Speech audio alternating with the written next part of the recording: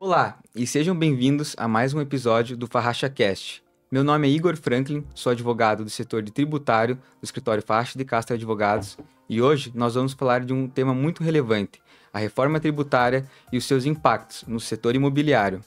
Para essa conversa, eu tenho a honra de receber aqui no estúdio da Farracha Cast o Dr. Elton Baioco, advogado tanto do setor de tributário do escritório Farracha de Castro, quanto do setor imobiliário. Seja bem-vindo, doutor. Obrigado, Igor. Será um prazer debater esse assunto tão atual e tão importante. Também temos a honra de receber aqui no estúdio o senhor Sérgio Zimmermann, empresário e fundador da Estruturar Imóveis Comerciais, que desde 2008 atua no ramo do Build to Suit, leaseback e vendas, intermediação de vendas. Sérgio, seja muito bem-vindo. Obrigado pelo convite, uma honra estar aqui. Quero parabenizar a Farracha de Castro por essa iniciativa de debater um tema tão importante, tão polêmico e tão necessário nesse momento de transição aí da tributação nas intermediações de venda e locação de imóveis. Acho que para começar a nossa conversa, é importante para o nosso ouvinte a gente trazer um pouquinho da reforma tributária no panorama geral, né? Não especificamente ali do setor imobiliário, até porque muitos dos nossos ouvintes não vêm estudando tanto a reforma tributária quanto a gente, e às vezes não tem tanto conhecimento, né? Um pouco sobre IBS, CBS. Então, acho importante trazer um pouquinho, né, de como vai funcionar na sua base, né? Então, vamos lá. A reforma tributária do consumo, como diz o seu nome, ela vem justamente para reformular a tributação que incide sobre o consumo hoje em dia, né? Hoje em dia nós temos 5 tributos que incidem sobre o consumo: o ICMS, o PIS, a COFINS, o ISS e o IPI. Esses 5 tributos, eles serão extintos para a criação de apenas 2, o IBS e a CBS. Esses 2 novos tributos, eles irão incidir sobre operações onerosas e algumas operações não onerosas aí, que é sobre bens e serviços, né? As alíquotas, elas serão fixadas por lei específica de cada ente federativo, né? Sendo que a União fixará as alíquotas da CBS, enquanto os estados, os municípios e o Distrito Federal fixarão as suas alíquotas de IBS. E para não trazer muita confusão, não serão várias alíquotas, né? Todas essas alíquotas, vamos dizer, a União fixa a sua parcela do IVA, né, do Imposto sobre o Valor Agregado. Então, vamos dizer que aqui no estado do Paraná, o CBS, o IBS do estado do Paraná, ele é de 10%. Daí, de Curitiba, vai ter a sua parcela, né, vamos dizer que é 6%. Então, nós temos aí um IBS de 16%, né? Tô exagerando um pouquinho, mas vamos dizer, daí tem o CBS, que vem a 10%. Então, unindo tudo, temos o Imposto sobre o Valor Agregado, o IVA dual, de 26%, né? É assim que funcionará. Ela já começa a partir de 2026, né? Tem início a partir de 2026, mas para não alertar muito os nossos ouvintes, em 2026 as alíquotas serão bem reduzidas, ela será mais para o contribuinte entender como funciona, né? Como será a tributação.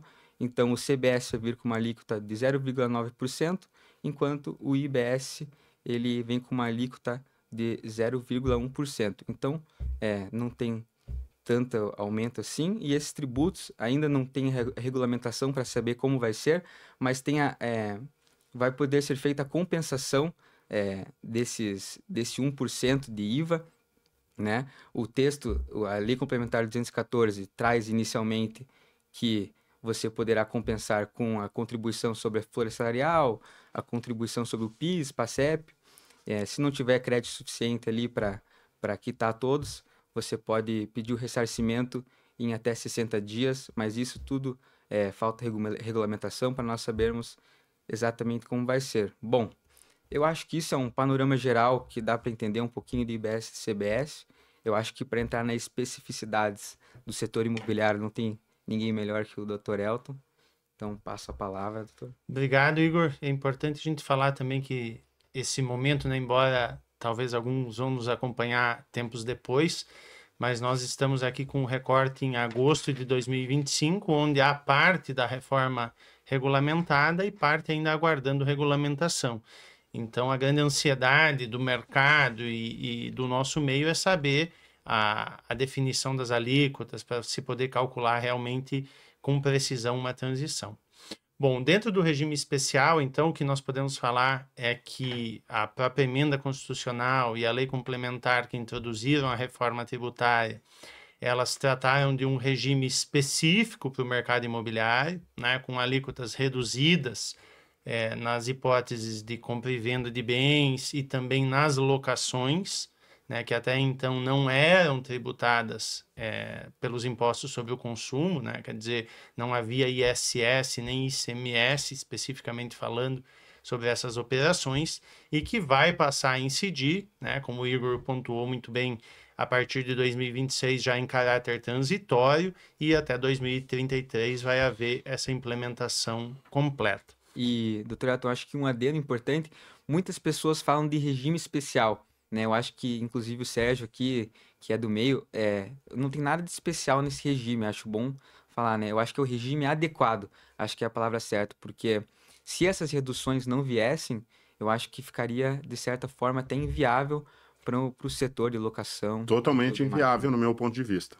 Isso aí. Bom, o Igor já trouxe aqui a participação do nosso convidado. Então, Sérgio, prazer te receber e eu gostaria de ouvir a respeito de como foi esse período de discussão da reforma, como aí o mercado, os setores, as entidades se movimentaram e também que você falasse da importância e da necessidade de ter esse tratamento não especial, como o Igor trouxe, mas diferenciado para um segmento tão importante da economia. Bem, mais uma vez, obrigado pelo convite. É uma honra estar participando desse bate-papo com os senhores. Tratamento necessário, né, doutor Elton? As nossas entidades de classe tiveram uma mobilização muito importante a nível nacional, principalmente os Secovs do país inteiro, aqui no Paraná, representado pelo presidente Ricardo, mas todos os Secovs de todos os estados, congregados pela entidade que representa todos os Secovs do país, atuaram de uma forma muito forte junto à Câmara dos Deputados, junto ao Senado Federal, para que realmente houvesse esse tratamento necessário, tanto na tributação da compra e venda de imóveis, quanto na tributação da locação imobiliária. Então, nós chegamos a uma redução de 50% na tributação das operações de compra e venda e uma redução de 70% na tributação das operações de locação. O nosso pleito era de 60% de redução nas operações de compra e venda e 80% na redução das operações de locação. Não chegamos ao que queríamos, o que precisávamos, mas houve aí algo muito próximo a isso. Ainda temos um pouco de esperança de conseguir algum ajuste ainda, porque entendemos que o investimento no mercado imobiliário, notadamente nos imóveis para locação, ele é um investimento produtivo. Assim como existem isenções para operações de LCA e de LCI, LCA do letras de crédito do agronegócio e LCI letras de créditos imobiliário, a gente entende que também operações de imóvel para locação deveria ter um tratamento um pouco mais adequado ainda, um pouco mais isento, para que haja estímulo nas pessoas em investirem nesse tipo de imóvel. Nós temos alguns exemplos que eu quero trazer para vocês aqui de uma forma bem resumida, que uma rede de farmácia, por exemplo, ela consegue aumentar sua velocidade de expansão quando há a alocação por encomenda ou build-to-suit em 1 para 6 unidades. Então, quando nós estamos falando de 10 para 60, nós estamos falando em 50 lojas a mais inauguradas, por exemplo, no período de 1 ano.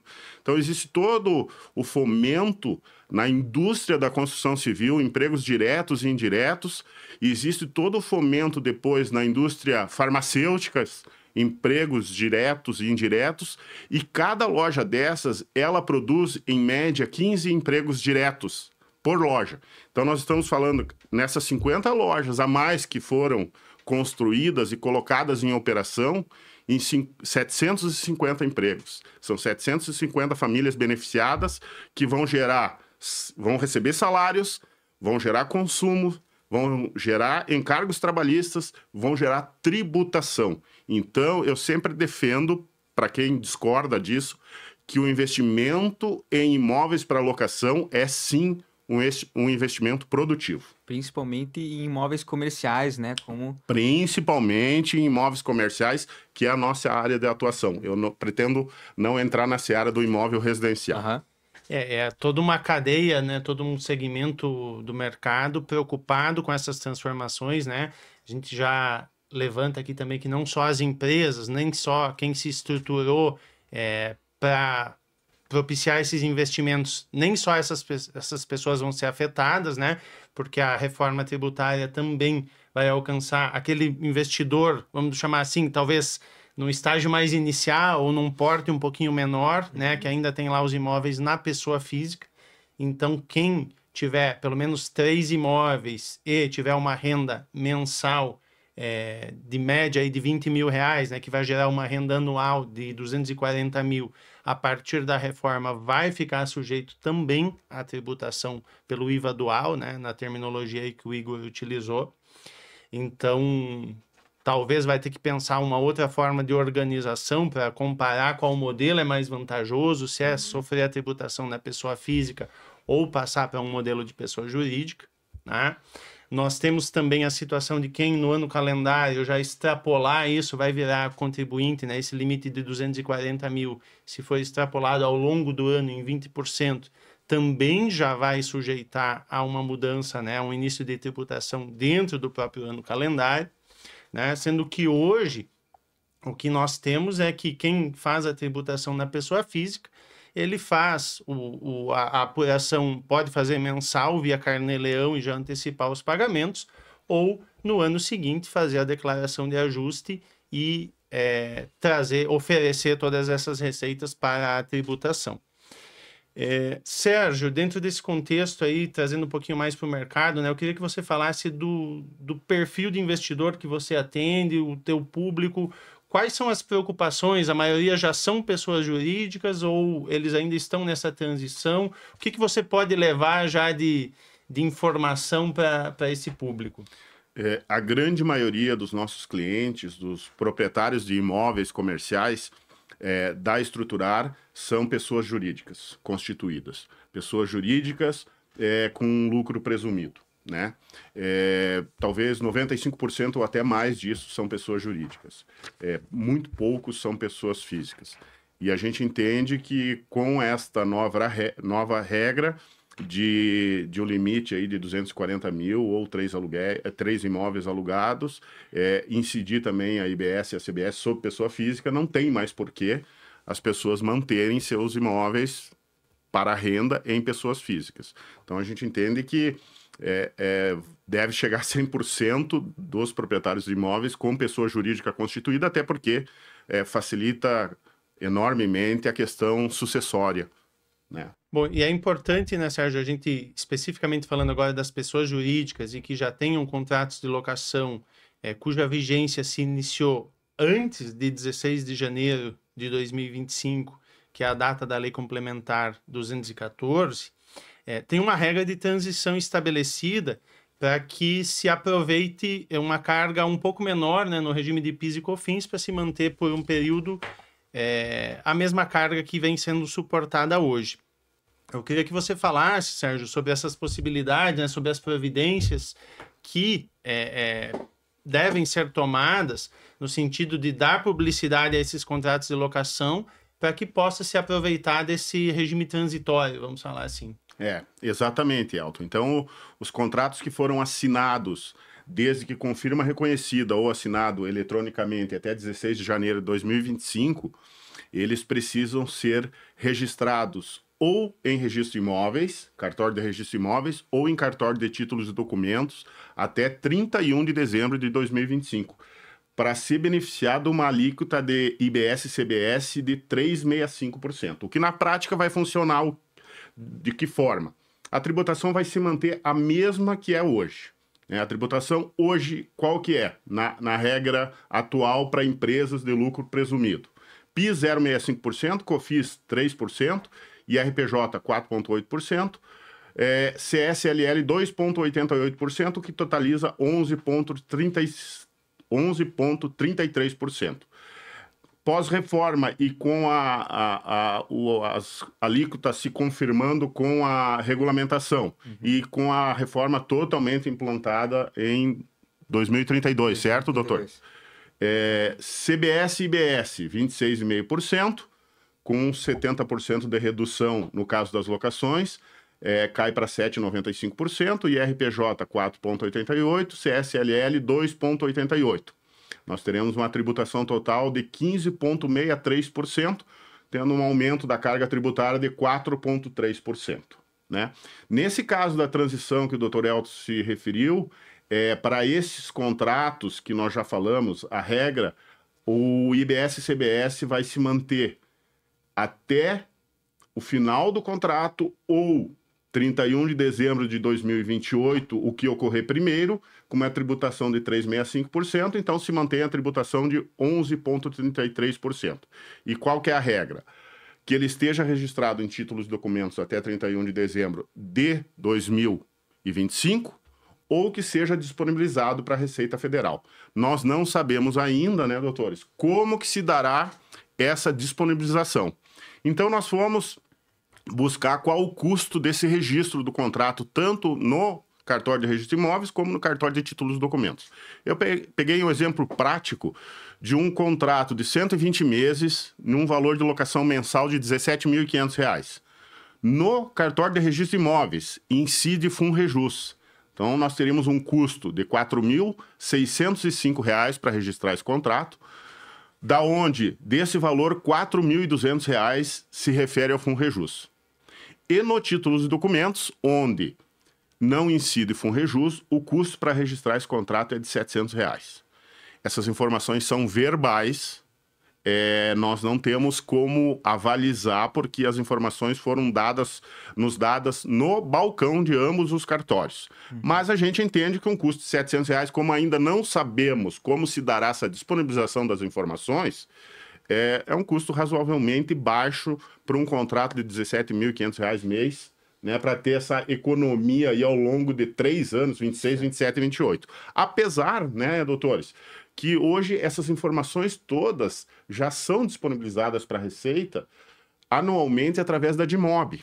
Então, questões de informação não é nenhum problema. O problema é como se dará o efeito trabalhoso que pode ter para se disponibilizar essas informações para a Receita. Eu acho que a tua preocupação é no sentido do investidor pensar, poxa, eu vou estar dando publicidade no meu contrato, vou estar divulgando mais informações, né? Mas como o Sérgio pontuou muito bem, a declaração de operações imobiliárias, né? Ela já contém, a DIMOB, que já contém todas essas informações, então não vai ser nenhuma novidade para o fisco, né? Essa publicidade é mais no intuito de poder haver um controle, né, da existência prévia do contrato, com firma reconhecida ou com assinatura eletrônica, né? Há, em algumas situações, né, a gente tem lá investidores que têm situações que exigem uma averbação no registro de imóveis, né, e aqui no Paraná está sujeito ao FUNREJUS, né? Mas para os demais, tem essa alternativa do cartório de títulos e documentos, que gera o mesmo resultado, num custo menor, e nós ainda estamos acompanhando, né, as notas técnicas, a evolução da regulamentação dos pormenores da reforma, mas de momento ainda não há essa informação por parte da Receita. O que se imagina é que deve vir, né, precisa vir antes de dezembro, que é o prazo limite, e que possa até ser uma forma sem custo algum para o investidor, né, que deseja dar essa publicidade para usufruir da regra de transição do imposto nas bases atuais. Perfeito, né? É um tipo até de planejamento tributário, se você for ver, e de uma forma de prevenção muito importante para vários setores, né? Porque o que vários setores hoje em dia, inclusive, estão reclamando bastante é que as alíquotas ao longo dos anos vão aumentando gradualmente. E para vários setores isso é um problema, né? Porque você não sabe qual que é a tributação que vai incidir em certo ano, pode aumentar no próximo, vai aumentando, porque em tese não é para ter nenhum aumento, né? Porque enquanto o IBS e o CBS aumenta, os tributos que hoje em dia temos, ICMS, PIS, COFINS, vão diminuindo. Essa em tese, como que deve ser feito na prática para não ter nenhum acréscimo da tributação. Mas vamos ver como vai ser. Essa é uma excelente forma de se prevenir desse aumento, dessa diminuição, mas acho que é importante também trazer para o nosso ouvinte um pouco do que nós fazemos, estamos trabalhando com os nossos clientes, né? Que não é nem tanto olhar para esse lado de planejamento tributário agora para tentar evitar o pagamento de IBS e CBS. Não que isso seja o que o Sérgio está fazendo, né? O que o Sérgio está fazendo está se prevenindo de algo que ele tem agora informações, tem como fazer, e é perfeitamente cabível, né? Mas o que a gente vem orientando nossos clientes e fazendo muito, trabalhando com eles no compliance tributário, ou seja, né? A gente vê a situação de cada cliente nosso, cada um em um ramo diferente, e cada ramo diferente agora vai ter novas obrigações acessórias, né? Uma que é bem importante aí no ramo de construção civil, inclusive o CIB, né? Onde todas as construções terão uma inscrição única do CIB, né? Todo empreendimento imobiliário, né? Depois que a construção é feita, cada unidade imobiliária, né? Tem uma inscrição no CIB, lá onde vai ficar registrado todos os créditos, todos os custos de cada imóvel, de cada obra. Então, o mais importante, pelo menos é o que nós passamos para nossos clientes agora, é estar em dia com o compliance tributário, né? Tá registrado em todos os sistemas necessários, né? Os prepostos da empresa sabem utilizar esses sistemas, né? Então, é exatamente como estamos orientando e trabalhando com nossos clientes, e é muito importante, né? Mas, Sérgio, para fechar, né? Acredito que estamos chegando perto aí do nosso tempo limite. Qual conselho você daria hoje para empresários e investidores que lidam com imóveis comerciais diante desse novo cenário tributário? Bem, o meu conselho não poderia ser diferente de continuar investindo em imóveis para renda, né, gente? Perfeito. Eu sou um apaixonado por investimento no mercado imobiliário. Eu trabalho nesse mercado, vou completar 31 anos de mercado imobiliário em janeiro de 26. Desenvolvi esse modelo de investimento em mercado comercial, né, imobiliário comercial, notadamente no build-to-suit e no sale-leaseback. E a gente vê, ao longo dos anos, o Brasil é um país que tem muita oscilação no mercado financeiro, né, na taxa de juros, referência, né, que é a Selic. Eu tenho alguns números aqui que eu acho que vale a pena a gente provocar a reflexão das pessoas, né, que há 4 anos e meio atrás, janeiro de 2021, nós tínhamos uma taxa referência aqui, a Selic, de 2% ao ano, né? E também, em junho de 22, nós tínhamos uma taxa Selic de 13,25. Então, em um ano e meio, a Selic subiu aí 11,25.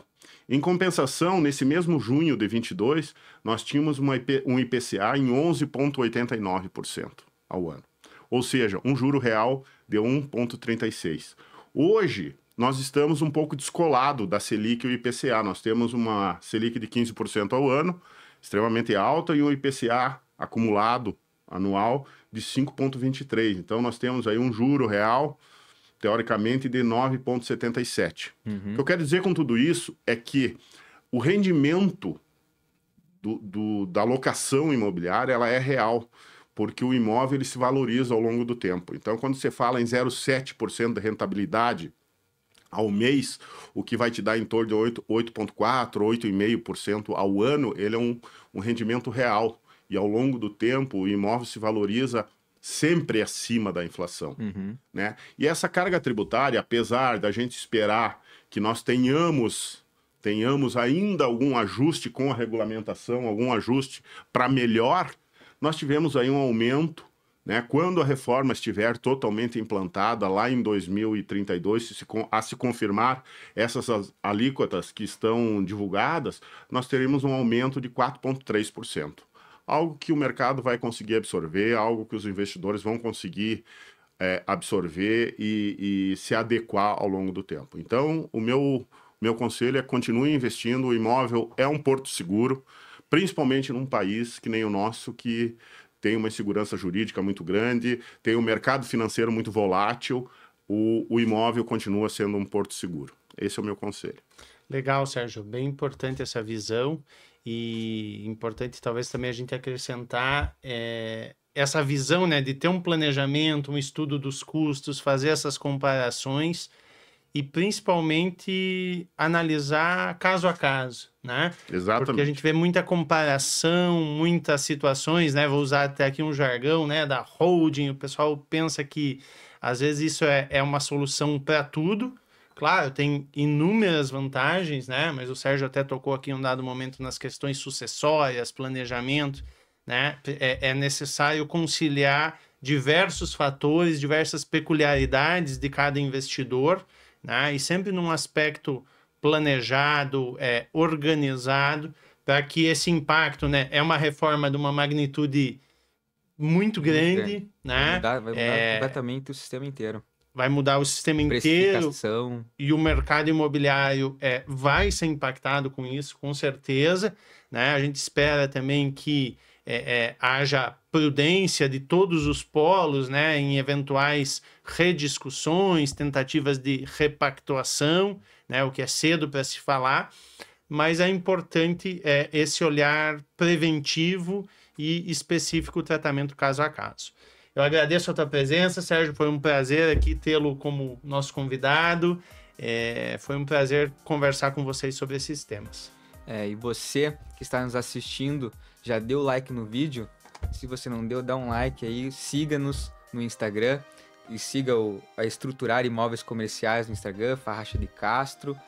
Muito obrigado para todos que nos acompanharam e até o próximo episódio.